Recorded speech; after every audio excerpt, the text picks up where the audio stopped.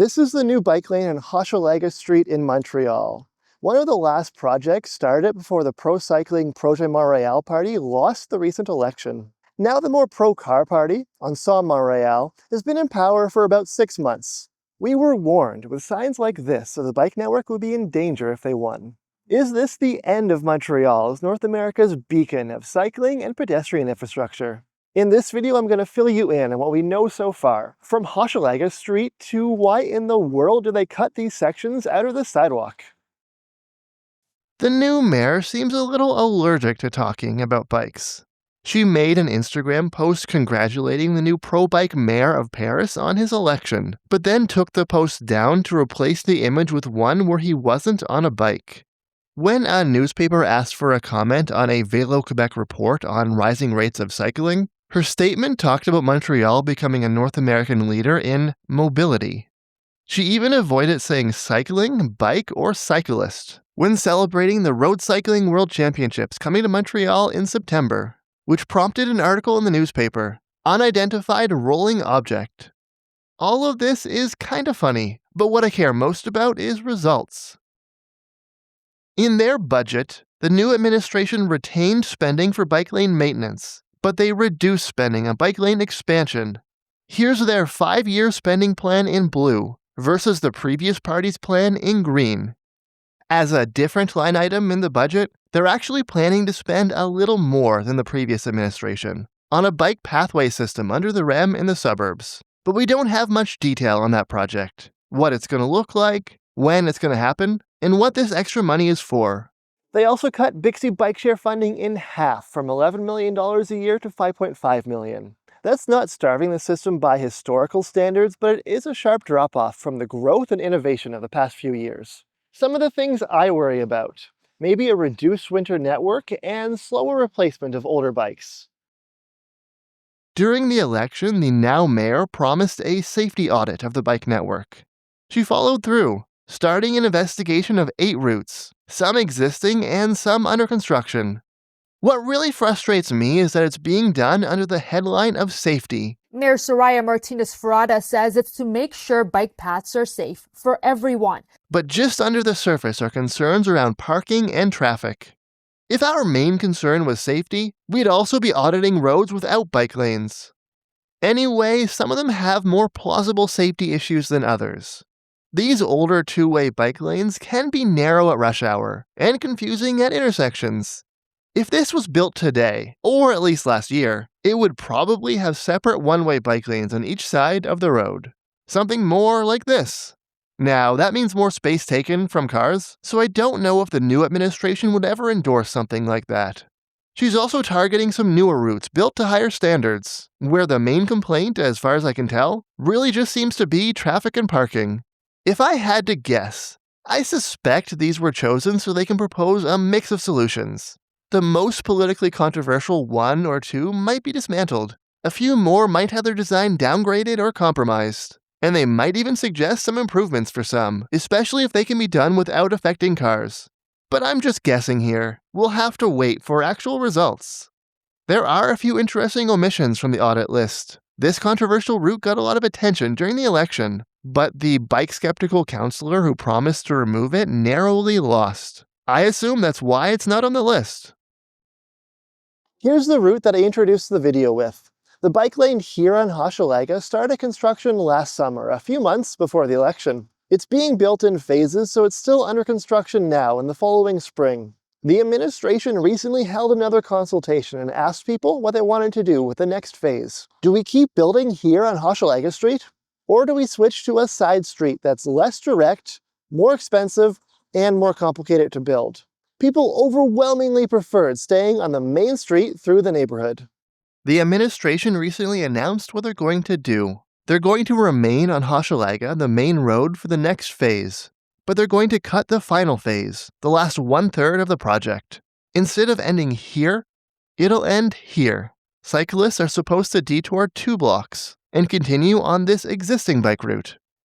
What do I think? Well, this is a bigger loss for road safety than cycling connectivity. Switching routes here isn't a massive deal for cyclists transiting through the neighborhood. Most of them will be switching off to this older route at some point anyway.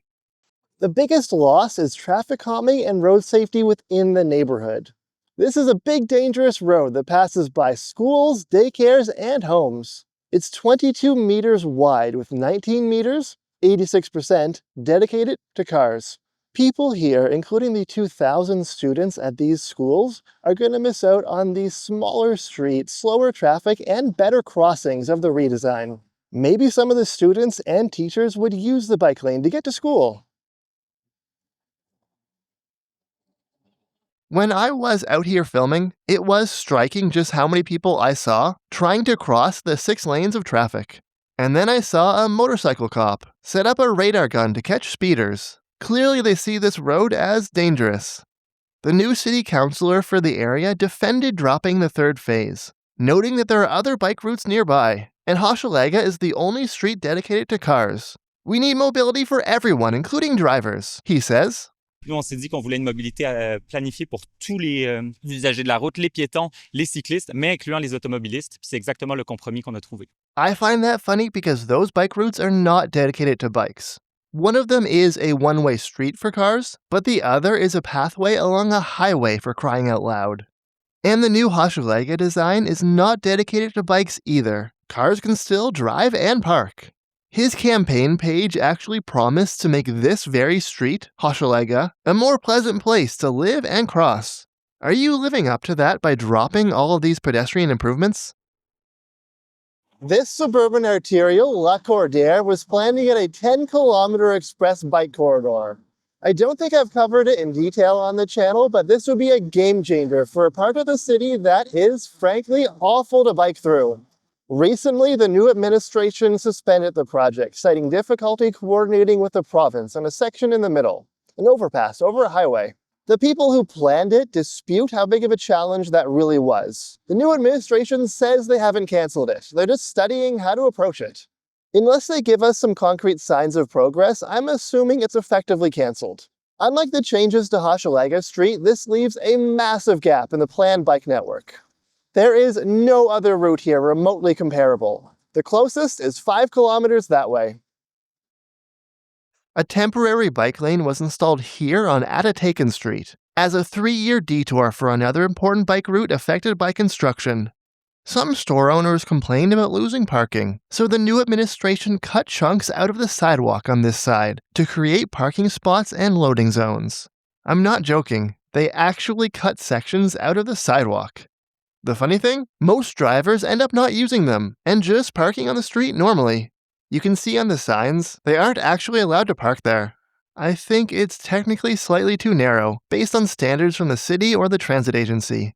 But there are dozens of cars parked along here, and the traffic seems to flow pretty normally, leaving these awkward, not totally used compromises in the middle of the sidewalk.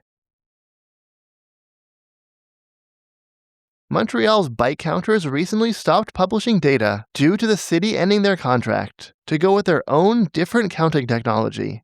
Some reporting painted this as the new administration ideologically attacking bike data. While they could have handled the transition better, as far as I can tell, the decision actually was made by city staff last year. Some new data is already available. Whoever made this decision, as someone who's used this data for a long time, I'm not a fan of changing. A local advocacy group in the neighborhood of Ahunsik proposed building a bike lane on this street to serve 2 schools opening this year. The newly elected mayor of the borough very quickly shut that down. They're not doing it. My honest evaluation, this is not the end of Montreal as a cycling leader in North America, but it is the end of a particularly exciting decade plus of progress.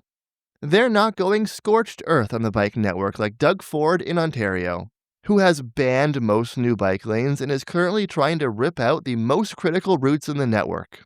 But they are turning the dial down on ambition and up on compromise, sometimes awkwardly so.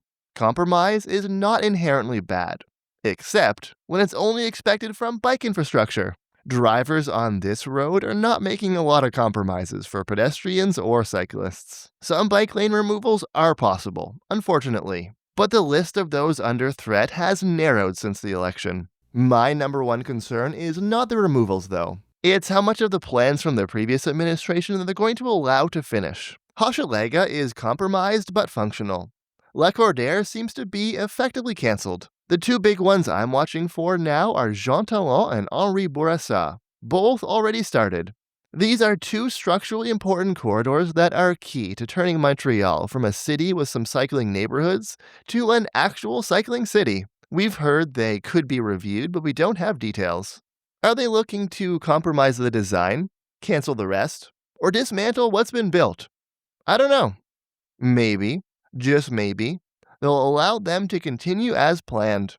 Thanks for watching through to the end of the video. Don't forget to like and subscribe, and a special thanks to our supporters on Patreon.